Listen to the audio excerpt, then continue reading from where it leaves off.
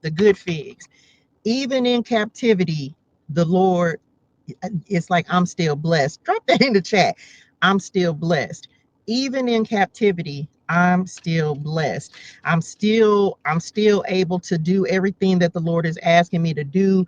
I'm still prosperous. I'm still flourishing. And what happened with a lot in this particular part of Jeremiah, it was like the Lord, he was like, listen, I know you don't want to go. This is what he telling the people now. He's like, I know you don't want to go, but I'm going to make y'all be in this captivity for 70 years. So I'm telling you to go. And I hope this is making sense, but you can go read this as well. He basically said, if you go when I tell you to go, because you're gonna have to go into captivity, I'm gonna bless you in captivity. Hence, who do we have as evidence of this? Daniel, right? He became successful while in captivity. He ended up being elevated, of course, because of his ability to interpret the dream for Nebuchadnezzar. If we even just think about Joseph, Joseph was blessed in captivity, y'all. He, even though it was a hard situation, the Lord still showed him favor while he was in captivity. And so for many of you, you may be going into a season where you feel like your wilderness season, but the Lord will still bless you in your wilderness season. It may be a daily bread season. You may get just enough of what you need in order to survive. And a lot of times we don't want to hear that, right? We want the abundance. We want it all. We want it all and we want it now. But the Lord may give you just enough to make sure that you're going to have everything that you need. But at the same time, if you think about it, he may also bless you in your season, in your wilderness season, in your captivity season, in your exile season, to where maybe you create your business in the wilderness. Maybe you go to school in the wilderness. Maybe you do something in the wilderness that you wouldn't have done if you weren't in that situation. Does that make sense? And we don't oftentimes look at that as a blessing, but the Lord is like, no, it's a blessing, because what he's doing is it's almost like he's pushing us into promotion. Come on, spirit. He's pushing us into promotion. And sometimes the Lord will make us lose out, but it's actually a win. Does that make sense? So for many of you, you may be going into a season that you never thought you were going to go into, or you can't believe you're in that season, but in that season of exile, in that wilderness season, the Lord will grow you. He will multiply you. He may multiply you with ideas. He can multiply you with connections.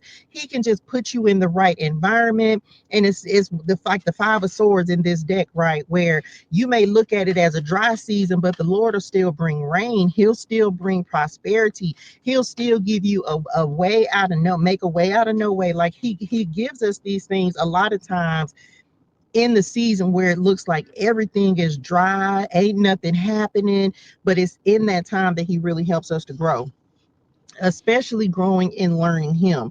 A heart to know me, they should be my people, they shall return to me with their whole heart. Man, I got a lot. The good figs. Uh-oh, I dropped my marker. Oh, I talked about some of this on From the Car to the Kingdom. The great change of the exile was that the people of Israel no longer went after the idols of the nations.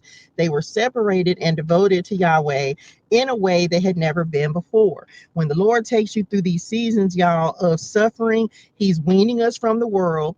A lot of us, we're going through early suffering because it proves best for us. Like if the Lord corrects us when we do something wrong in the beginning, it's more likely that you're not going to repeat that, right? Message. And that was something the Lord was talking to me about over these last, because I was asking him, like, man, this season feels like it's been so long. And he was like, if I correct you now and I show you the error of your ways now, I won't have to get you to where you're going and then have to send you back or correct something that you've already learned the lesson from. Does that make sense? So for many of us, we look at our suffering and we're just like, man, I can't believe I'm going through this. But if the Lord can get us to fix it now, we won't have to repeat it again. This is also another message about God putting us in the furnace. It is God that puts his gold into the furnace to be tried. You cannot become successful without a trial. I don't care what nobody says. You're going to have to go through something, trial and error. You're going to have to fix something about yourself. You're going to have to get some understanding. What is it that the Lord is developing within you? Is it your spirit? Is it your heart for him while you're in your trial and your tribulation? Like, what is the Lord developing within you while he has you in the furnace right now? Because many of us are in the furnace. We're going through testing and we're going through trials and we're going through challenges. But what can you, I want you to think about, you can drop it in the comments if you want to. What is one thing that you have learned? Maybe just reflect on that today. Like, what is it that has happened in your trial that wouldn't have happened if the Lord still had you at the same place you were at?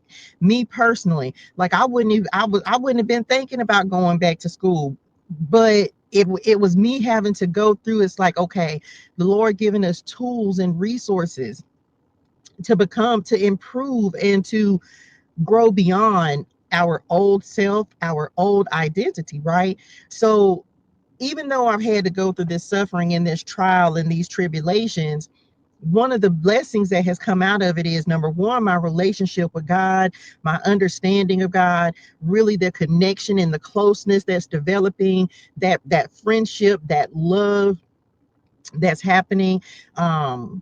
Also a development, a more awareness and an increase in gifts, an increase in the capacity to hold more wisdom and understanding. So there's so many things that, even though this has been a trial, the trial of trials, so many things that the Lord has refined and changed within me in this season. So look at your own life and try to find something positive, because it's something positive. There's something that has happened in your life as you're going through each and every trial. I'm not going to say it's just one. There's something we learned, there's something that is developed as we're going through our trials.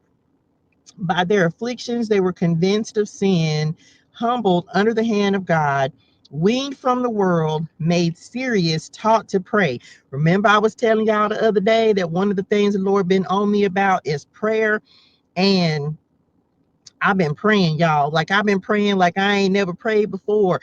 But it was him having to say it's certain things that he has to strengthen in us as we're going through the fire. It's your dependence on him, your reliance on him, your understanding of him, developing that relationship, praying as well, reading your Bible.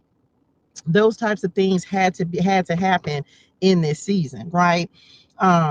Made to pray, or taught to pray and turn from their iniquity, cured of their inclination to idolatry, and thus it was good for them that they were afflicted. If I hadn't gone through this, y'all, I might have gone back down the same path again. It's like the Lord has been having to humble us. Who are these people, y'all? It's like the Lord having to humble us to a point of,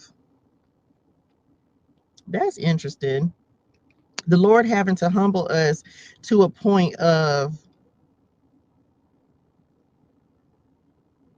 I'm not going to do it again. I'm not going to experience it again. I'm not going to go through it again. It's him having to, sometimes 1447, him having to take us to that point where we like, I'm not going to do this again. So some of us, that's something that we learn in our trial. And as an example of that, y'all, like, I've lost so many times. I've lost everything and had to rebuild so many times. But the reason I did it so many times was because I didn't learn the lesson. This time, the Lord had to humble me to my absolute lowest point for me to be like, you know what? I bet you I won't do this again. How can you see that in your own life? The good figs removed first. Wait, what does it say? Very ripe, first ripe for ruin, but should prove first ripe for mercy. Their captivity should help to ripen them. Telling y'all, going through these seasons of lack and trials and tribulations, they actually bring you closer to God. And believe it or not, the sooner that the Lord can get us in order, the better it is for us. God promises that he will own them in their captivity, so you don't have anything to worry about, because even when you're going through your toughest trial, even when you're in the fire, come on, Shadrach, Meshach, and Abednego, right? Even when you're in the fire, God is in the fire with you. The Lord knows those who are his and will own them in all conditions. Um, being sent into captivity for their good, they shall not be lost there, but it shall be with them as it is with gold, which the refiner puts into the furnace, and he has his eye upon us. And when I was studying this that day, and I know I talked about this on already for those of you who heard this, y'all, the day that I was studying this, um, I or the that morning before I ended up studying this, I was going to the park, and y'all, I looked up and there was an eye in the sky, and I heard the Lord say, I see you.